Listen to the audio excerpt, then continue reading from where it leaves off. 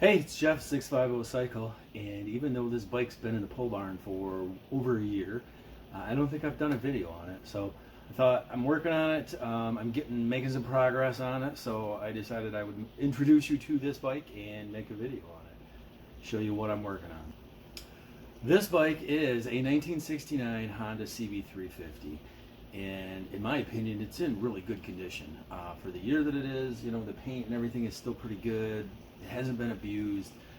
Overall condition really good and definitely salvageable. And through a friend of a friend, the owner of it got a hold of me and said, I just want it running. I just want to be able to ride it around town. I think it'd be fun. So in looking at the bike and everything, I was like, okay, sounds like a good idea, and I think I can do that. So I spent some time last year in June and got it to the point where it would start and run. I changed the ignition switch out, I changed the petcock, ran some new fuel lines, filters, that kind of stuff, and it run pretty good. But it's not shifting. Something is going on with the shifter. The shifter's moving, but it's not doing what it's supposed to do. So at that point I said, listen, it's a little bit beyond me.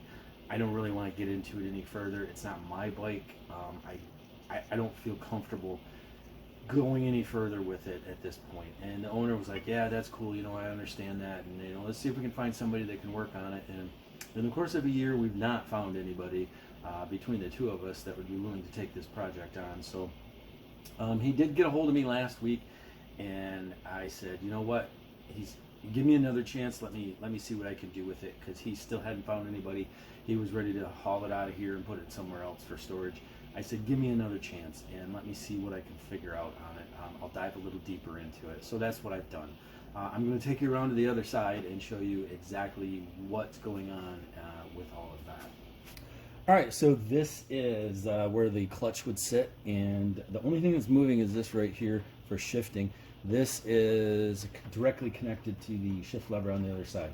There's a detent up here that's supposed to move either way, and nothing's happening. So I have to get this out in order to see behind there, so that I can see what's going on, what's not connecting, what the issue is.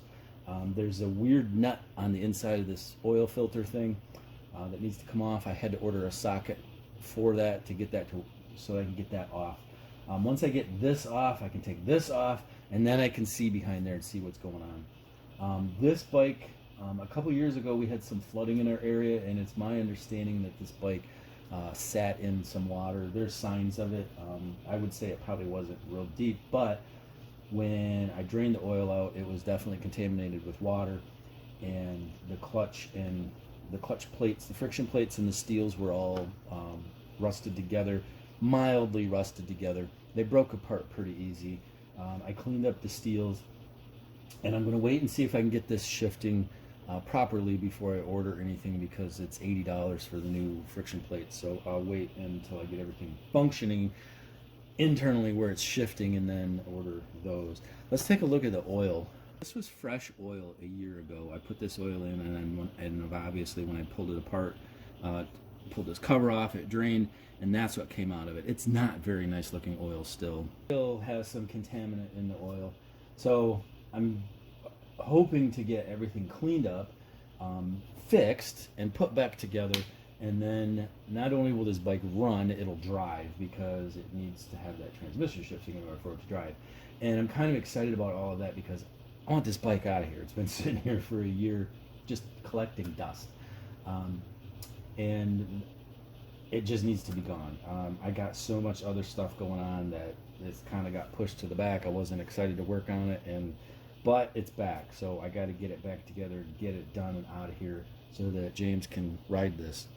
When I get this particular socket, I will continue recording video. It's a learning experience for me. I've never been this far into any motorcycle, let alone a true vintage Japanese motorcycle such as this. And it's a learning experience. I'm learning as I go what's what and what does things. Like, this is the oil filtering system. It's not a traditional material fabric type cartridge or a spin-on or something like that. It's an interesting system. And to me, it's interesting to see where things have changed from this, which is a 69, to the early 80s models that I generally work on. This is a good solid bike. So I really do want to get it up and running for the owner, just to say that I did a classic motorcycle. So when that happens, I will bring you along and continue with this video as the parts come in.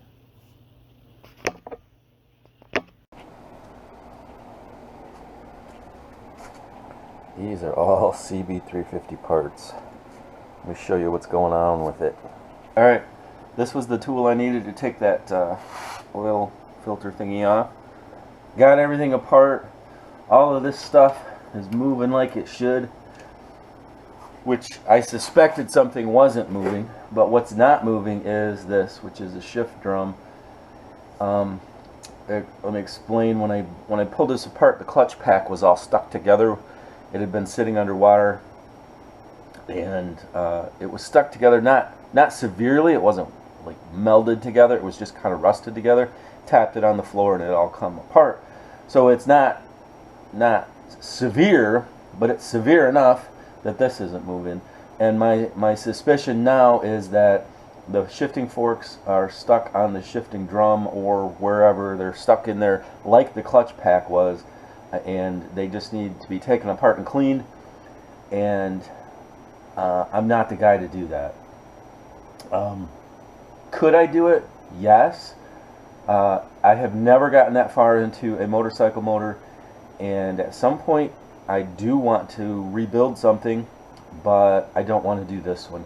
I don't want this one to be my first one, because this one it's a classic, and there's a chance I screw something up and then I've ruined a classic, and I don't want to do that.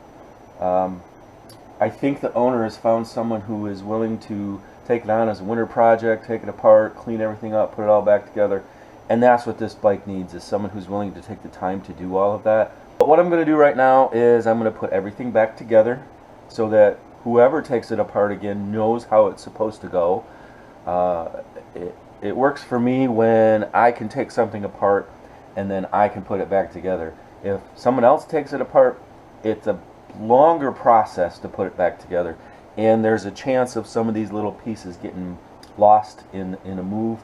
So I'm going to put everything back on here and button this project up and hopefully get this bike out of here soon. So I was really hopeful that what I was looking at on the other side I was going to be able to fix. Unfortunately, it's a little deeper into the motor than what I want to get into, so someone else is going to have to do that. I am going to be moving this bike somewhere. The owner has found someone willing to take it on as a project from this point, so once I get everything back together, off it goes. Make sure you like this video, subscribe to the channel. Motorcycle content like this, I do rides as well. Follow me on Instagram and Facebook at 650cycle. And if you're out riding, ride safe.